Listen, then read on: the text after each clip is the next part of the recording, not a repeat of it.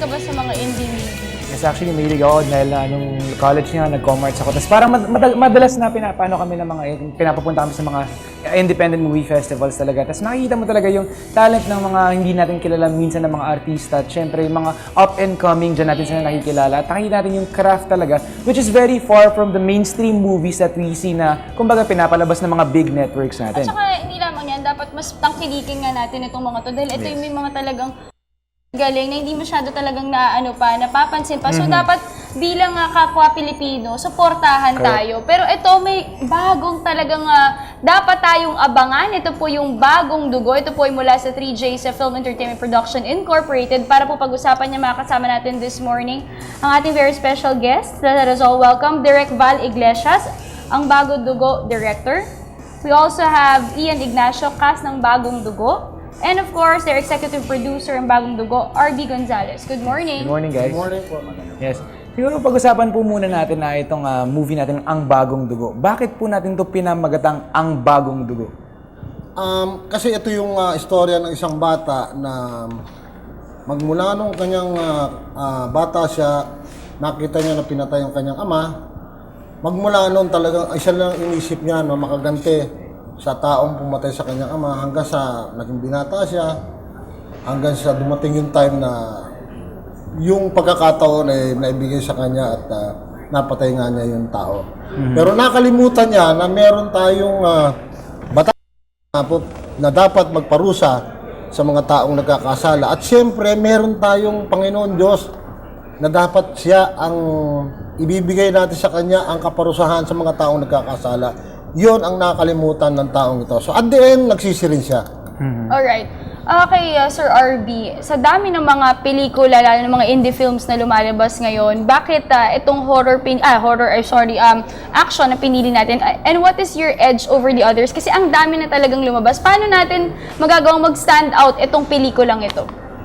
Kasi sa ngayon, yung ngayon kasi ng movie natin, sa lahat love story, yung sa amin action movie.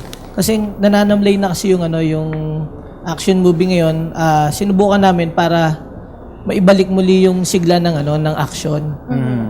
Alright. Direk, gusto ko matanong kanina nagkakwentuhan tayo, na kwento nyo nga sa akin na kumbaga yung mga ginamit nyo na mga stunts and yung mga action scenes niyo ay mga totoong nagpasabog talaga kayo ng kotse as compared to what they use now, kumbaga na computer effects na lang po?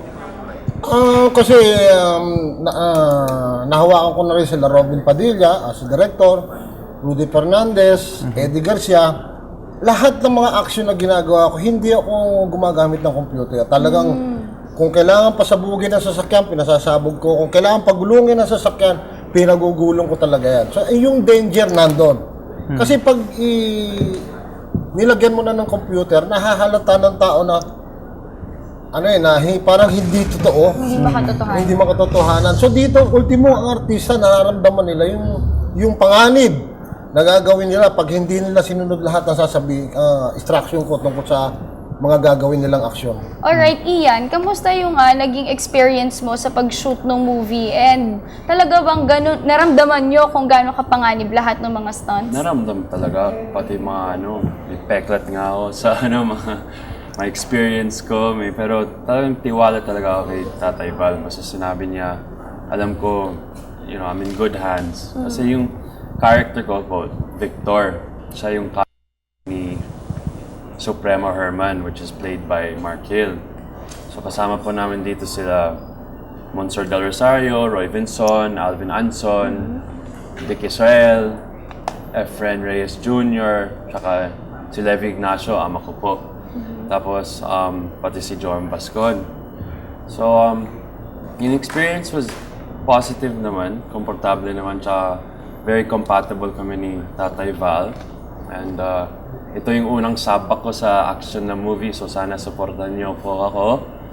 At sa May 28 na po ang showing sa lahat ng mga major malls. Yes. May 28. So, ang premiere night, May 25. May 25. Para nga pala follow-up lang dito kay Ian, para puro sa mga, kasi po introducing namin dito si Ian, para puro sa hindi nakakakilala sa kanya. Ang ama po ni Ian ay si Levi Ignacio.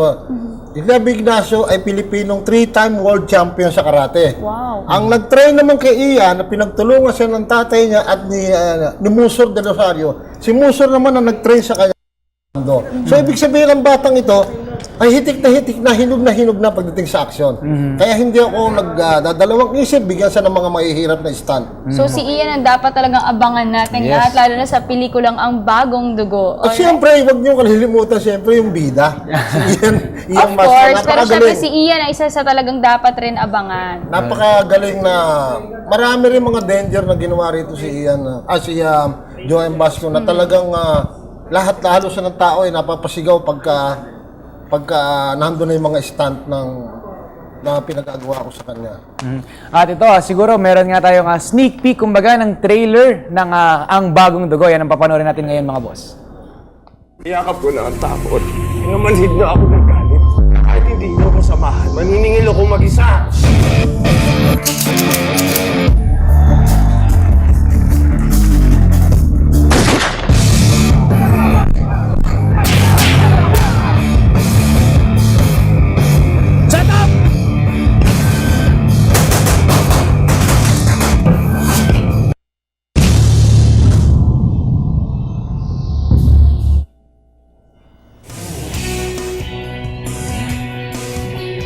Alright, and po ang trailer ng Ang Bagong Dugo. At this point, would you like to invite our viewers to watch your film? Ini-invite ko po yung mga kababayan natin na mahilig po sa aksyon. Ito po ang pagkakataon na muli po kayong makakapanood ng aksyon dito po sa ating mga Pilipino. At isa pa po, pinagmamalaki ko po na yung pong Bagong Dugo ay nakuha po ng Hong Kong distributor para i-release po sa ibang bansa. Kung ang Bagong Dugo ay nagugustuhan po sa ibang bansa, dapat ho mas gustuhin natin dahil ito po ay gawang Pinoy. Yes. Ito po ay gawa natin. Tayo po ang gumawa nito. Ang bida po rito ay Pinoy. Ang director po rito ay Pinoy. Ang producer po rito ay Pinoy. At talaga pong pinaghirapan ito ng mga Pinoy para marating yung talagang hinihintay ng mga manonood nating aksyon na aksyon. Alright. Ian? Gusto pong imbitahan mga kababayan, Bagong Dugo. Mall show po sa Fisher Mall on May 25. May mall show sa 5:30. And then the showing is May 28 in all major malls. Tsaka in addition, kung gusto niyo pong more information tungkol sa movie, may Facebook page din tayo, di ba? Producer, boss, may Facebook is facebook.com/3JsProduction. Alright, thank you so much for joining us this morning. Yan po sina Direk Val Iglesias, RB Gonzalez, and Ian Ignacio. At yan, maraming salamat sa inyong panahon ngayong umaga. At we'll be sure to catch your movie talaga. And syempre, support Filipino-made movies. And syempre, this is something for us to be proud of din.